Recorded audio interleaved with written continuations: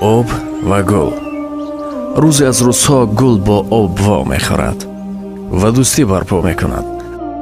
اول تنها آشنایی کردند، زیرا یکدیگر را پورا نمی‌دانستند. آشنایی به درجه جدی‌تر گردید که پس از گذشت هفته گل یاد آب می‌کند. این چنین معنا دارد که گل عاشق آب شده است. گلی که بار اول عاشق شده است از شادی زیاد به گرد و اطرافش بوی تازه و خوش پهن میکرد. روز به آب نگریسته میگوید تو را دوست داشتم و به تو عاشق شدم. از این رو من تغییر یافتم و به اطراف بوی زیبایم را پخش میکنم. حسی عاشقی در دل گل انگله زدن را دوچار میکرد.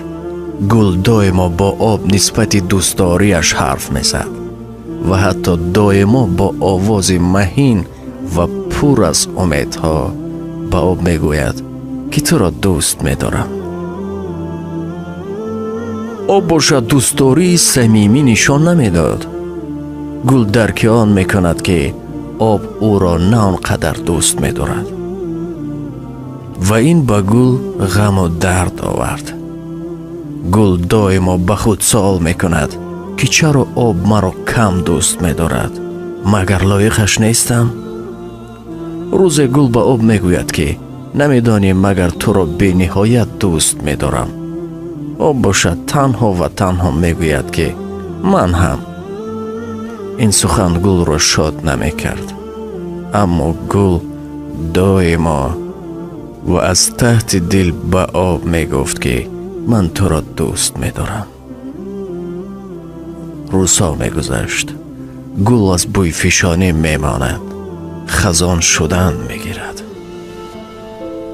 یکی از روزها گل تمامی هستیش را جمع نموده با یک امید تازه نزد آب آمده با چشمان پر از اشک و با دل پر از محبت میگوید آب، من تو را حالا هم دوست می‌دارم و دوست خواهم داشت. آب باشد با یک معامله خنک نظری به گل میگوید من هم تو را دوست دارم و باید که 100 مراتب بگویم. گل گشته رفت، به خانه تنها بوده خودش میآید و به بالینش میافتد، بیمار میشود. خزان.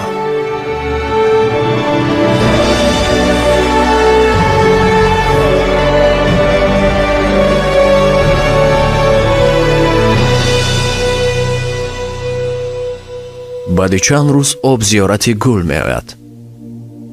حیران می شود که چرا نمی نماید تا کمکش کنم و یا معلوم بود که گل می میرد. آب بالای سر گل نوبت داری می کرد. گل با عذاب سرش را از بالیش برداشته به آب می گوید که من تو را به نهایت دوست می دارم و کسی تو را به مثل من دوست نخواهد داشت. آب نمیداند چیکار کند. زود نزد طبیبی می رود. طبیب را می آورد، دعوت می کند. طبیب تشخیصی می کند و می گوید متاسفانه از دستم چیزی نمی آید. بیمار می میرد. علاجی در دستم ندارم. آب حیران می شود که این چی بیماری است. دکتر، طبیب، هرچی بخواهید من می کنم. دکتر می گوید که نه، از دست من چیزی نمی آید. پرسان می شود باز لااقل دردش را بگویید چی بیماری است. طبیب می گوید که گل هیچ درد ندارد. به گل تنها اعتبار نداده به آب مانده است و سبب مرگش همین است و خلاص. به آب.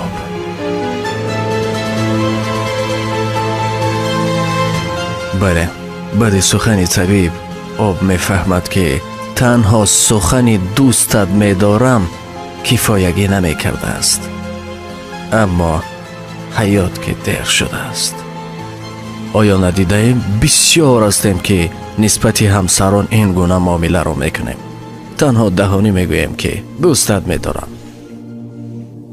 گل همسر شما هست و شما آب هستید. دوستانی عزیز، شما نیز دیر نمانید. تنها با سخن نه، حرکت کنید که دوستداریتان را اثبات کنید و چیزی را برایش دریغ مدارید.